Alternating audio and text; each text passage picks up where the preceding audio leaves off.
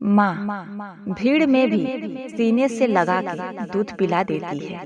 बच्चा अगर भूखा हो तो माँ शर्म को भी भुला देती है। नमस्कार दोस्तों, आज की कहानी है माँ का कर्ज। 75 साल की राधा जी अकेले गांव में रहा करती थी। उनका एक बेटा था जो कि शहर में रहा करता था। आज वह अच्छी नौकरी कर रहा था। उसके पास नौकर चाकर, बंगला, गाड़ी सब कुछ था। वह करोड़ों का मालिक हो चुका था। लेकिन उसकी माँ अकेले गांव में रहा करती थी। शहर के चकाचौंध में और पैसों के घमंड में वह इतना बदल चुका था कि उसने अपने माँ को ही भुला दिया। राधा देवी के पति का निधन बहुत पहले, जब उनका बेटा छोटा था, तभी हो गया। अब अकेले राधा देवी ने अपने बेटे को पाला पोसा बड़ा किया। दिन रात सिलाई करके उसको पढ़ाया लिखाया। आज वही बेटा सब कुछ पाकर अपनी माँ को खो दिया। अपनी माँ को ही याद नहीं रखता। आज उसी बेटे सुनील का जन्मदिन था तो राधा देवी ने अपने बेटे को फोन किया मुबारकबाद देने के लिए। अब बेटा तो अपने काम में इतना मस्त कि माँ का फोन उठाने के लिए भी उसके पास समय नहीं। दुनिया की सारी चीजें उसके लिए जरूरी है, लेकिन माँ नहीं। बार बार लगातार कई बार राधा देवी अपने बेटे को फोन करती हैं, लेकिन बेटा फोन नहीं उठाता। अपना काम पूरा करता है, दोस्तों के साथ क्लब जाता है, पार्टी जाता है, अपना जन्मदिन मनाता है, कर घर वापस आता है। रात हो जाती है, सो भी जाता है। काफी रात होने के बाद माँ ने फोन किया। अब बेटा झुझलाते हुए फोन को उठाता है। माँ, तुम्हारी समस्या क्या है? तुम बार बार फोन क्यों कर रही हो? और रात को फोन करने की क्या जरूरत थी? मैं तो सो रहा हूँ ना, दिन भर का थका हारा, और ऊपर से तुम मुझे फोन कर कर डिस्टर्ब कर रही हो। आप सुबह फोन नहीं कर सकती थी क्या? रात में फोन करने की क्या जरूरत थी? रखिए फोन, मुझे सोने दीजिए। माँ ने बड़ी प्यार से कहा, बेटा जन्मदिन मुबारक हो। आज तेरा जन्मदिन था, इसीलिए तो फोन कर रही थी। मैं जानती हूँ तू काम में व्यस्त रहता है, लेकिन फिर भी मेरे लिए तेरे जन्मदिन से बड़ा और कुछ भी नहीं है। माँ ने आगे कहा, बेटा तू एक बार गांव तो आ जा, मैं तुझे देखना चाहती हूँ। बड़े दिन हो गए तुझे देखे हुए। जल्दी से घर आ जा बेटा, मैं तेरा इंतजार कर रही हूँ। अब यह कहते कहते राधा देवी रोने लगती है। उनकी आंखों से आंसू बहने लगते हैं, गला रूंध जाता है। बेटे ने कहा, अच्छा ठीक है, रो मत, मैं आऊँगा। ठीक है, मैं कल ही आ रहा हूँ। अब बस। अपने बेटे की आने की खबर सुनकर माँ तो जैसे दीवानी सी हो गई। बेटे ने फोन रखा। अब माँ को तो रात भर नींद नहीं आती कि मेरा बेटा सुबह आने वाला है। अब वह बेटा सुबह अपने माँ के पास गांव आता है। माँ अपने बेटे को देखते ही गले लगा लेती है। मेरा बेटा, कितने दिनों बाद तू मुझे दिख रहा है। राधा देवी अपनी सारी ममता उस बेटे पर लुटाने लगती हैं। इस ममता का असर उस बेटे पर जरा भी नहीं हुआ। उसे तो करोड़ों का घमंड था। उसे वह बूढ़ी माँ कहाँ अच्छी लग रही थी। उसे तो अपने स्टेटस की चिंता थी। उसने अपने पैसों के घमंड में अपने माँ से कहा, माँ तू हमेशा कहती है ना कि माँ का कर्ज कोई नहीं उतार सकता, लेकिन माँ मैं तेरा यह कर्ज जरूर उतारूंगा। बोल तुझे क्या चाहिए? रुपया पैसा, बंगला गाड़ी, सोना चांदी, क्या चाहिए तुझे? क्या चाहिए बोल। तू अभी के अभी बोल, मैं तेरे सामने सारी चीजें लाकर रख देता हूँ। अब बेटे की बात सुनकर माँ ने कहा, बेटा रुपया पैसा, बंगला गाड़ी, ये सारी चीजें मुझे नहीं चाहिए। इससे मेरा कर्ज नहीं उतरेगा। मेरे ममता का कर्ज तुझे उतारना है तो तुझे 3 काम करना होगा। अगर यह 3 काम तू कर लेगा, इसमें तू सफल हो जाएगा, तब मैं समझूंगी कि तू मेरे इस परीक्षा में सफल हो गया। मेरा कर्ज तूने चुका दिया। बेटा बोला, जल्दी से बता माँ, क्या 3 काम है? मैं उसको किसी भी तरीके से पूरा कर दूंगा और तेरा कर्ज उतार दूंगा। और फिर बाद में तू मुझसे मत कहना कि माँ का कर्ज कोई नहीं उतार सकता। मुझे यह कह कर उलाहने मत देना।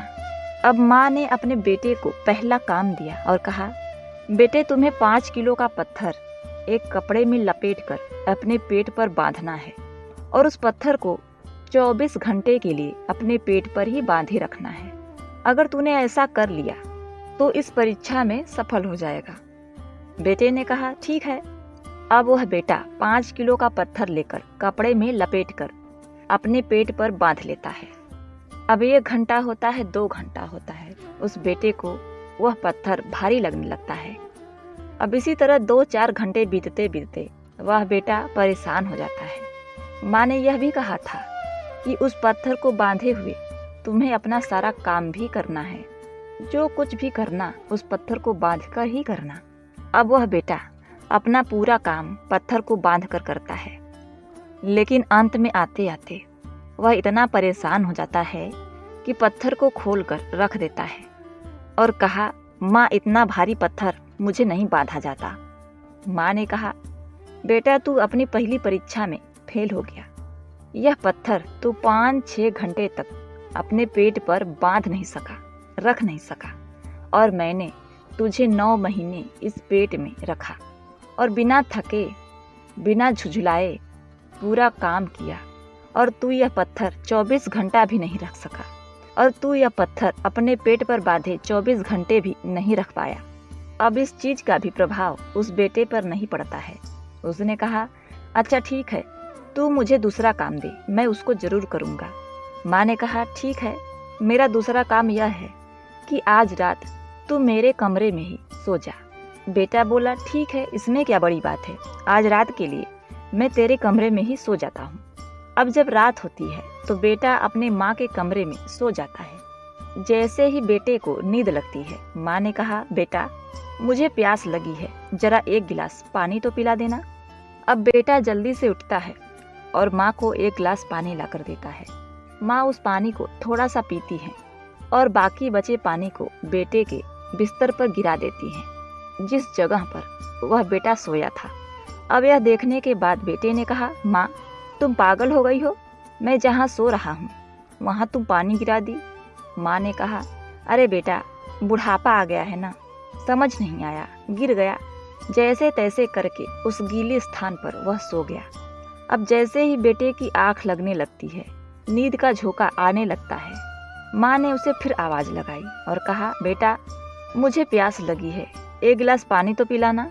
अब बेटे ने कहा, मैंने अभी तो तुझे पानी पिलाया था, इतनी जल्दी तुझे प्यास लग गई। माँ बोली, बेटा, गर्मी इतनी ज्यादा है कि प्यास बहुत तेज लग रही है, प्यास के मारे गला सूखा जा रहा है, तो पानी पिला दे। अब बेटा यह सुनने के बाद अपने माँ के लिए फिर से पानी लाता है। माँ उस पानी को थोड़ा सा पीती है और बाकी पानी को फिर से उस बेटे के बिस्तर पर गिरा देती है। अब यह देखने के बाद बेटा तो जैसे झुल्ला जाता है, तुरंत ही झुझलाते हुए बोलता है कि माँ, तुम पागल हो गई हो, मेरा बिस्तरा बार बार गीला कर रही हो। अब यह सुनने के बाद माँ ने बड़े प्यार से जवाब दिया, बेटे, बूढ़ी हो गई हूँ ना, चीजें समझ में नहीं आती, आंखों से कम दिखाई देता है। अब बेटा भी यह सुनकर चुप हो गया। अब इसके बाद वह बेटा फिर से सोने लगा। अब कुछ देर बीतता है, बेटे को नींद आने लगती है। जैसे ही फिर से नींद आती है, माँ ने उसे फिर आवाज लगाया, बेटा, मुझे प्यास लगी है, 1 गिलास और पानी पिला दो। अब तो बेटे की गुस्से की सीमा ही नहीं रही। उसने तुरंत चिल्लाते हुए कहा, माँ, भाड़ में जाए तेरा यह काम, मैं अपने कमरे में सोने जा रहा हूँ। राधा देवी ने 1 थप्पड़ खींचकर अपने बेटे को मारा और कहा, जब तू छोटा था बार बार बिस्तरा गीला कर दिया करता था, मैं बार बार उठकर तुझे सूखे स्थान पर सुलाती थी और खुद तेरे मल मूत्र पर सोया करती थी, तेरे उस गंदे बदबूदार उस भीगे स्थान पर सोती थी, बिना झुझलाए, बिना गुस्सा किए किया करती थी। और आज मैंने 2-3 बार जरा सा क्या पानी मांग दिया, तू तो मुझ पर बरस पड़ा, तुझे बहुत कष्ट हुआ, मुझ पर चिल्ला रहा है, और जब तेरे गीले स्थान पर मैं सोई तो मैं तो नहीं चिल्लाई, मेरा प्यार तेरे प्रति कम नहीं हुआ। अब माँ के इस बात का भी उस बेटे पर खासा प्रभाव नहीं पड़ा। उसने कहा, ठीक है, अब तीसरा काम बताओ, वो मैं जरूर पूरा करूँगा। माँ ने कहा, ठीक है, अब सुबह होने दो तो मैं तुम्हें तीसरा काम दूंगी। अब जब सुबह होती है तो माँ ने कहा, बेटा, मैं तुम्हें तीसरा काम दे रही हूँ। जैसे ही माँ ने यह बात कही, उसी समय खिड़की पर एक कबूतर आकर बैठ गया। माँ ने कहा, बेटा यह क्या है? बेटा बोला, माँ यह कबूतर है। माँ बोली, अच्छा बेटा, यह क्या है? बेटा बोला कि माँ मैंने तुम्हें कहा था ना, ये कबूतर है, ये कबूतर है। अब माँ ने तीसरी बार पूछा, बेटा यह क्या है? अब बेटा चिल्लाते हुए बोला, माँ तुम्हें समझ नहीं आता? मैंने एक नहीं, मैंने कई बार कहा। मैंने कहा ना कि यह कबूतर है। बार बार क्या पूछ रही हो? क्या है, क्या है, क्या है? कबूतर है, कबूतर है, कबूतर है। बस अब समझ में आ गया? माँ ने तुरंत अपने बेटे को जवाब दिया, बेटा बचपन में एक बार तू मेरे गोद में बैठा था। उसी समय खिड़की पर एक कबूतर आ गया। तुमने पूछा, माँ यह क्या है? मैंने कहा, कबूतर है बेटा। अब दूसरी बार कहा, माँ क्या है? तब भी मैंने कहा, कबूतर है बेटा। तुमने यह बात 24 बार मुझसे पूछा बिना रुके, माँ यह क्या है, माँ यह क्या है? और मैंने हर बार बड़े प्रेम से, बड़े प्यार से तुझे चूमते हुए, दुलारते हुए यही जवाब दिया कि बेटा यह कबूतर है। मेरे अंदर जरा भी झुंझलाहट नहीं आया, जरा भी गुस्सा नहीं आया। और मैंने 3 बार क्या पूछ लिया, तुमने तो पूरा घर सर पे उठा लिया, चिल्लाने लगा। एक सवाल का जवाब तू बार बार नहीं दे सका। तो बेटे, मैंने तो तेरे सवाल का जवाब हर बार, बार बार बड़े प्रेम से दिया। जितनी बार मैंने तेरे सवाल का जवाब दिया, उतनी बार मेरा प्यार तेरे प्रति बढ़ता गया। उस माँ की यह बात सुनकर उस बेटे की आंखें खुल गईं। वह अपने माँ के पैरों में गिर पड़ा। अरे माँ, मुझे माफ कर दो। मैं तेरे ममता को, तेरे प्रेम को समझ नहीं पाया। मैं तेरा कर्जा चुकाने चला था। माँ ने बोला, बेटा, माँ का कर्जा इस दुनिया में कोई नहीं चुका सकता। और तू मेरा कर्जा धन दौलत रुपया पैसा सोना चांदी गाड़ी बंगला से चुकाने चला था। अरे दुनिया का कोई भी करोड़पति इंसान ये सब चीजें देकर अपने माँ का कर्जा नहीं चुका सकता। तो प्रिय दोस्तों, हमारे शास्त्र में, हमारे संस्कृति में यही कहा गया है कि माँ बाप भगवान से भी बढ़कर होते हैं। माँ बाप का स्थान इस दुनिया में कोई नहीं ले सकता। उनसे बड़ा तो कोई है ही नहीं। इसलिए माँ बाप को कभी यह नहीं कहना चाहिए कि आपका कर्जा मैं चुका दूंगा। जिसने यह कहा वह महामूर्ख है। उसने अपनी माँ की ममता को रत्ती भर नहीं समझा, उसका तो अपमान ही कर दिया। हर बच्चे को अपने माँ बाप का कद्र करनी चाहिए। आजकल के बच्चे पैसों के घमंड में अपने माँ बाप का कर्ज उतारने चले हैं, लेकिन उन अज्ञानियों को यही नहीं पता कि माँ बाप तो सर्वोपरि हैं। उनका कर्ज तो जन्म में भी नहीं उतारा जा सकता। उम्मीद करती हूँ आपको मेरी यह कहानी पसंद आई होगी। अगर मेरी यह कहानी आपको पसंद आई है तो आप हमारे चैनल को सब्सक्राइब कर लीजिए, लाइक करिए और हाँ, कमेंट में इस कहानी के बारे में अपनी राय जरूर दीजिएगा। माँ के ममता के बारे में जरूर लिखिएगा। मिलते हैं नेक्स्ट वीडियो में, तब तक के लिए नमस्कार। माँ, जब से मेरी तेरे संग यह दूरी हो गई, जिंदगी जीना जैसे एक मजबूरी हो गई। आज पूरी तो हो गई हर ख्वाहिश मेरी, मगर तेरे बिना जिंदगी अधूरी हो गई। मेरी खातिर तेरा रोटी पकाना याद आता है, अपने हाथों को चूल्हे में जलाना याद आता है, वो डांट डांट कर खाना खिलाना याद आता है, मेरे वास्ते तेरा पैसा बचाना याद आता है।